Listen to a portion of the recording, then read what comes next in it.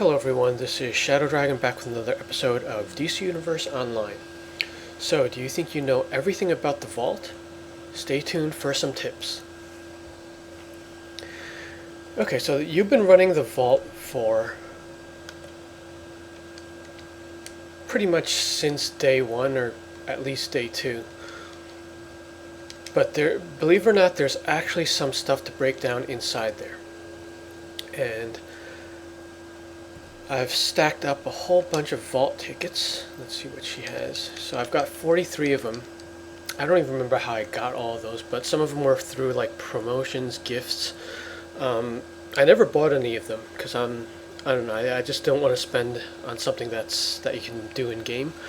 But a lot of them do come through lock boxes. So I basically stacked all of them up, and I was waiting for a seasonal event because that way there's extra possible loot drops in there. So currently it's October 6th, so we're in the Halloween event, and the additional drops are the pumpkin base items. There's also a rare pumpkin trinket, and that's like rare enough that you might not even see it. I think I've only gotten one or two per year. That's how rare that one is. And I think one of the boos drops in there. I think it's Boo Jr. And the Bootility belt also has a chance of dropping in there. Those don't actually matter for this character. So I'm mostly going for the base items and the chance for the trinket. So that's why I didn't use any of my vault tickets during regular times. So let's go ahead and enter.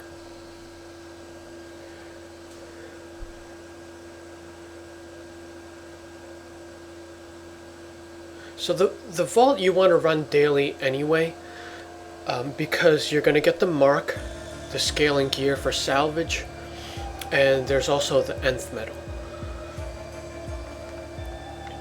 So starting with the entrance here, the vault actually has two loads.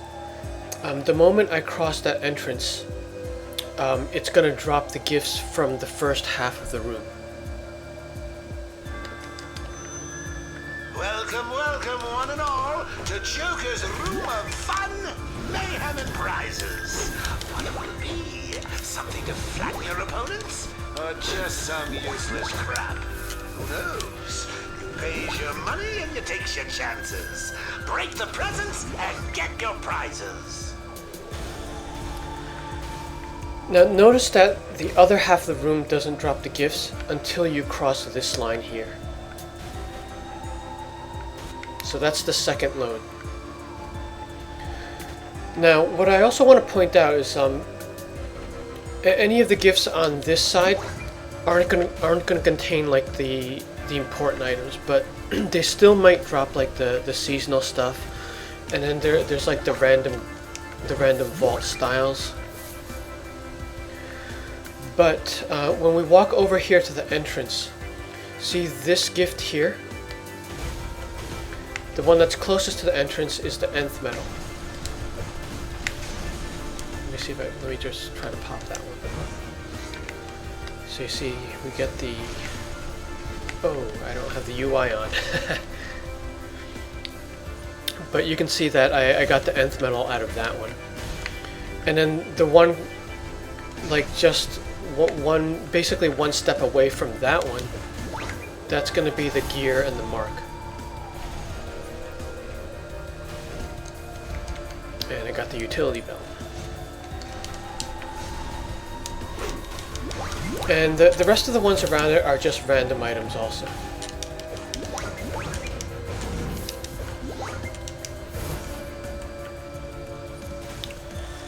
So you see the rest of those, that's just the vault styles that you all have already.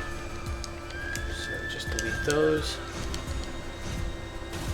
And then we'll re-enter it again.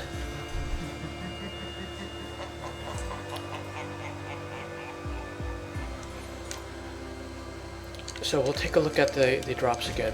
So this is what I have already.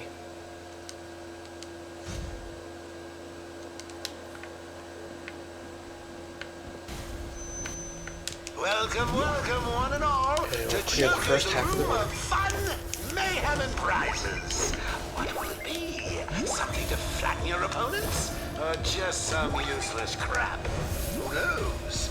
You pays your money and you takes your chances. Break the presents and get your prizes.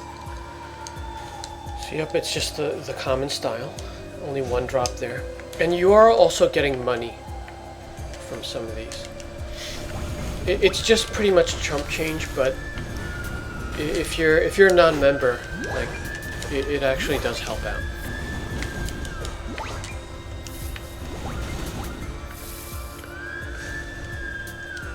And another tip here is you put all of the vault tickets on your highest character, because the gear piece that you get from this side of the room is going to scale to whatever your character's CR is. So if you have your highest character run through the vault, you're going to get like the highest MK for the exobytes. It's always green, so it's something you're going to salvage anyway. It's not something you're really going to use for at least long term. Welcome, welcome, one and all, to Joker's Room of Fun, Mayhem and Prizes. What will it be? Something to flatten your opponents? Or just some useless crap? Who knows? You pays your money and you takes your chances. Break the presents and get your prizes. Alright, so once again clearing the room, and just to show you, here are the junk drops, and I got the pumpkins. So here's the box near the entrance, and the nth metal incremented, and then the box next to that drops the gear, so I got the necklace that time.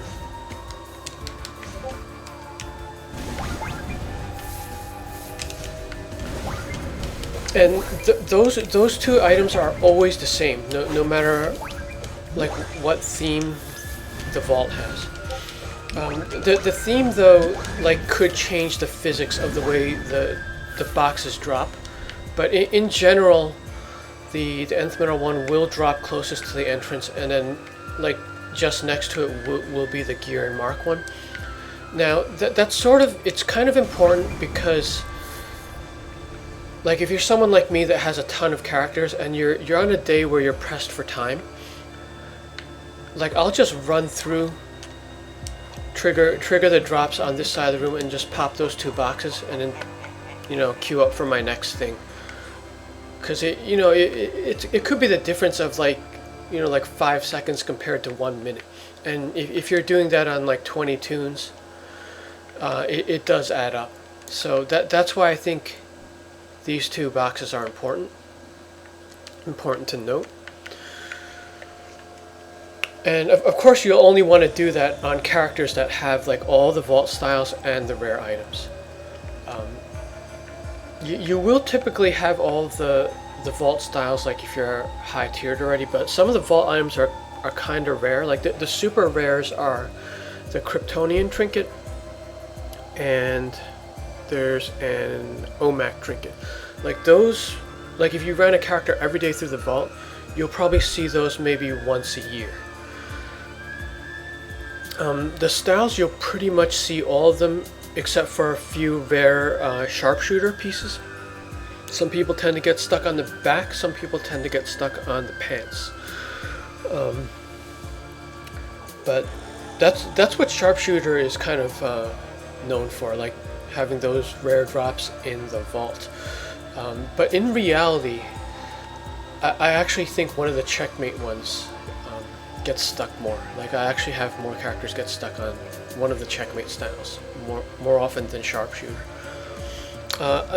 Actually, another tip for the basic vault styles, the checkmate and the knight styles get added after you reach level 30. So they're basically put into the mix with everything else, and it's adding to the rarity of everything else, because if you put more things into the mix, the things previously in there are going to increase in rarity. So if you want to have the highest chance of completing the basic vault styles, what you want to do is keep your character under 30 until you complete them all. The tough ones seem to be Sharpshooter and Aeronaut also. Like, I've actually had a few characters get stuck on Aeronaut rather than Sharpshooter. So you could use those two as sort of a benchmark as to when to exit like leveling and go into 30. Because yeah, once you go to 30, not only are the Knight styles and Checkmate mixed in, but you're also getting like the gold jewelry. Oh, also when you're leveling, you don't get the gear and the mark. You only get the nth metal. So yeah, all of those things put in the mix are gonna make Sharpshooter more rare if you enter 30 without completing it. Okay, I think that's all I could think of with the vault, but that's a lot more in here than what most people think. Because you know, you think you just go in here and you break boxes and you leave, but those are all the details I can share about the vault. Hope you learned something new, and thanks for watching.